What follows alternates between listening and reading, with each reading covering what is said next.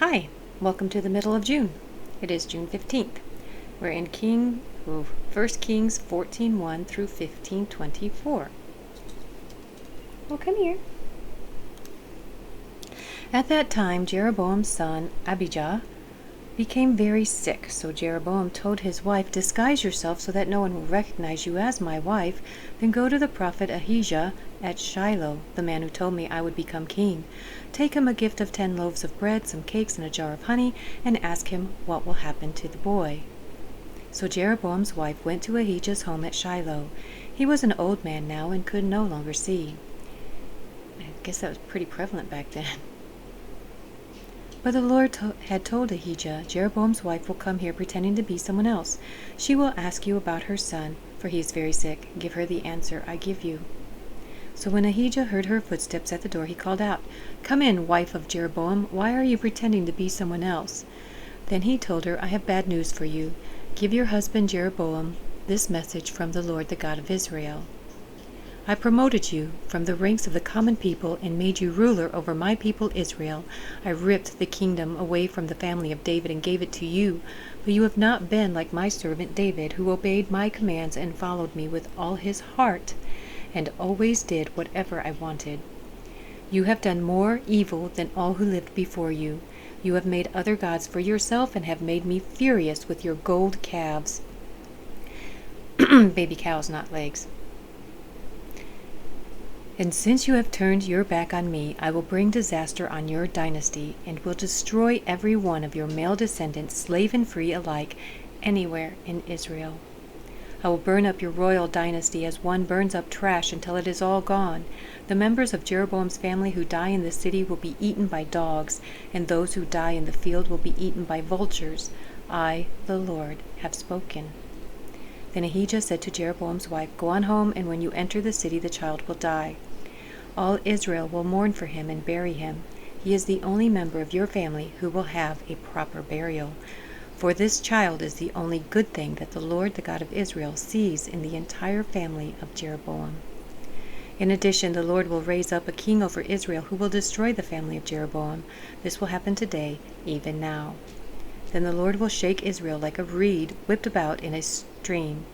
He will uproot the people of Israel from this good land that he gave their ancestors and will scatter them beyond the Euphrates River, for they have angered the Lord with the Asherah poles they have set up for worship. He will abandon Israel because Jeroboam sinned and made Israel sin along with him." So Jeroboam's wife returned to Tirzah, and the child died just as she walked through the door of her home. And all Israel buried him and mourned for him, as the Lord had promised through the prophet Ahijah. The rest of the events in Jeroboam's reign, including all his wars and how he ruled, are recorded in the book of the history of the kings of Israel. Jeroboam reigned in Israel 22 years. When Jeroboam died, his son Nadab became the next king. Meanwhile, Rehoboam, son of Solomon, was king in Judah. He was 41 years old when he became king, and he reigned 17 years in Jerusalem, the city the Lord had chosen from among all the tribes of Israel as the place to honor his name. Rehoboam's mother was Naamah, an Ammonite woman. During Rehoboam's reign, the people of Judah did what was evil in the Lord's sight, provoking his anger with their sin, for it was even worse than that of their ancestors. For they also built for themselves pagan shrines and set up sacred pillars and Asherah poles on every high hill and under every green tree. There were even male and female shrine prostitutes throughout the land. The people imitated the detestable practices of the pagan nations the Lord had driven from the land ahead of the Israelites. In the 5th year of King Rehoboam's reign, King Shishak of Egypt came up and attacked Jerusalem. He ransacked the treasuries of the Lord's temple and the royal palace. He stole everything, including all the gold shields Solomon had made. King Rehoboam later replaced them with bronze shields as substitutes, and he entrusted them to the care of the commanders of the guard, who protected the entrance of the royal palace. Whenever the king went to the temple of the Lord, the guards would also take the shields and then return them to the guard room. The rest of the events in Rehoboam's reign and everything he did are recorded in the book of the history of the kings of Judah. Is there a copy of that book still around? Because wouldn't that be an interesting read? There was constant war between Rehoboam and Jeroboam. When Rehoboam died, he was buried among his ancestors in the city of David. His mother was Naamah, an Ammonite woman. Then his son Abijam became the next king. Abijam began to rule over Judah in the 18th year of Jeroboam's reign in Israel. He reigned in Jerusalem 3 years. His mother was Maacah, the daughter of Absalom. He committed the same sins as his father before him, and he was not faithful to the Lord his God as his ancestor David had been. So far, nobody has been that way, not even Solomon. But for David's sake, the Lord his God allowed his descendants to continue ruling, shining like a lamp, and he gave Abijam a son to rule after him in Jerusalem. For David had done what was pleasing in the Lord's sight, and had obeyed the Lord's commands throughout his life, except in the affair concerning Uriah the Hittite. There was war between Abijam and Jeroboam throughout Abijam's reign. The rest of the events in Abijam's reign and everything he did are recorded in the book of the history of the kings of Judah. There was constant war between Abijam and Jeroboam. When Abijam died, he was buried in the city of David. Then his son Asa became the next king. Asa began to rule over Judah in the 20th year of Jeroboam's reign in Israel. He reigned in Jerusalem 41 years. His grandmother was Maacah, the daughter of Absalom, in case we forgot from a few paragraphs before. Asa did what was pleasing in the Lord's sight, as his ancestor David had done.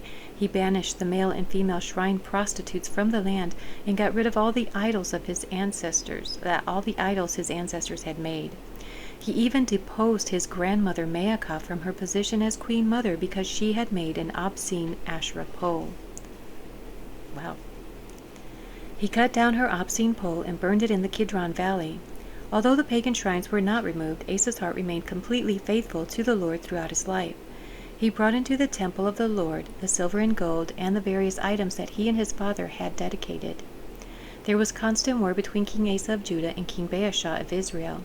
King Baasha of Israel invaded Judah and fortified Ramah in order to prevent anyone from entering or leaving King Asa's territory in Judah. Asa responded by removing all the silver and gold that was left in the treasuries of the temple of the Lord and the royal palace. He sent it with some of his officials to Ben-Hadad, son of Tabramon, son of Hezion, the king of Aram, who was ruling in Damascus, along with this message. Let there be a treaty between you and me like the one between your father and my father. See, I am sending you a gift of silver and gold. Break your treaty with King Baasha of Israel so that he will leave me alone.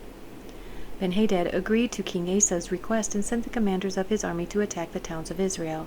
They conquered the towns of Ijon, Dan, Abel-Beth-Maacah, and all Kinnereth, and all the land of Naphtali. As soon as Baasha of Israel heard what was happening, he abandoned his project of fortifying Ramah and withdrew to Tirzah. Then King Asa sent an order throughout Judah requiring that everyone, without exception, help to carry away the building stones and timbers that Baasha had been using to fortify Ramah. Asa used these materials to fortify the town of Geba and Benjamin and the town of Mizpah. The rest of the events in Asa's reign, the extent of his power, everything he did, and the names of the cities he built are recorded in the book of the history of the kings of Judah. In his old age, his feet became diseased. When Asa died, he was buried with his ancestors in the city of David. Then Jehoshaphat, Asa's son, became the next king. So yay for Asa. And you see how important it is that you follow the Lord's commands, his decrees, and just strive to be like Jesus, because there's somebody watching you. You may not realize it. There's somebody that looks up to you. And so you need to be that good shining example that they need, because that's your witness. Even if you don't physically talk to them about Jesus and what he did for them, your actions and your words, your demeanor, everything is a witness. So make it count. I know I gotta talk to myself too. I have an attitude problem sometimes. Too many times, more than I want to, more than I like to admit, but I do, and so I need lots of prayer for that, because I want to overcome that. Acts 10:1-23. In Caesarea there lived a Roman army officer named Cornelius, who was a captain of the Italian regiment. He was a devout, God-fearing man, as was everyone in his household. He gave generously to the poor and prayed regularly to God. One afternoon about 3 o'clock he had a vision in which he saw an angel of God coming toward him. "Cornelius," the angel said. Cornelius stared at him in terror. "What is it, sir?" he asked the angel. And the angel replied, "Your prayers and gifts to the poor have been received by God as an offering. Now send some men to Joppa and summon a man named Simon Peter. He is staying with Simon, a tanner who lives near the seashore." As soon as the angel was gone, Cornelius called 2 of his household servants and a devout soldier, one of his personal attendants. He told them what had happened and sent them off to Joppa. The next day, as Cornelius's messengers were nearing the town, Peter went up on the flat roof to pray. It was about noon, and he was hungry. But while a meal was being prepared, he fell into a trance. He saw the sky open, and something like a large sheet was let down by its 4 corners. In the sheet were all sorts of animals, reptiles, and birds. Then a voice said to him, "Get up, Peter. Kill and eat them." Now this has got animals on there that have been forbidden to be eaten. Forbidden as food. "No, Lord," Peter declared, "I have never eaten anything that our Jewish laws have declared impure and unclean." But the voice spoke again, "Do not call something unclean if God has made it clean." The same vision was repeated 3 times. Then the sheet was suddenly pulled up to heaven. Peter was very perplexed. What could the vision mean? Just then the men sent by Cornelius found Simon's house. Standing outside the gate, they asked if a man named Simon Peter was staying there.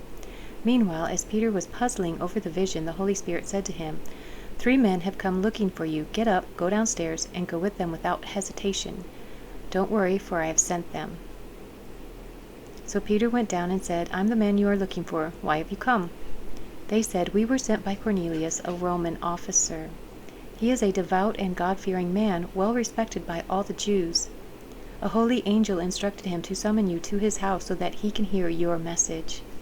So Peter invited the men to stay for the night. The next day he went with them, accompanied by some of the brothers from Joppa. Oh, I pray. I don't pray like I should, but I do talk to God a lot.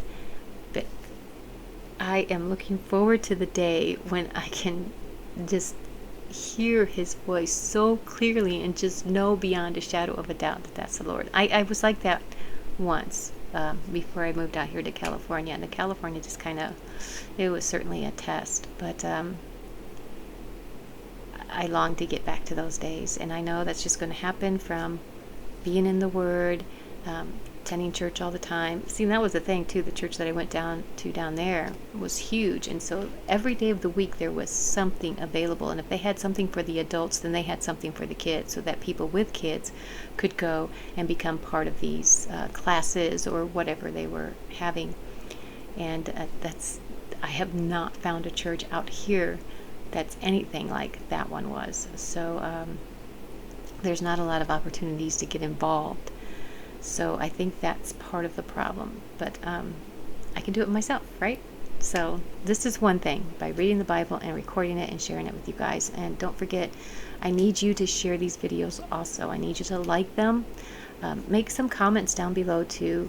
Let's draw the attention of the world to God's Word.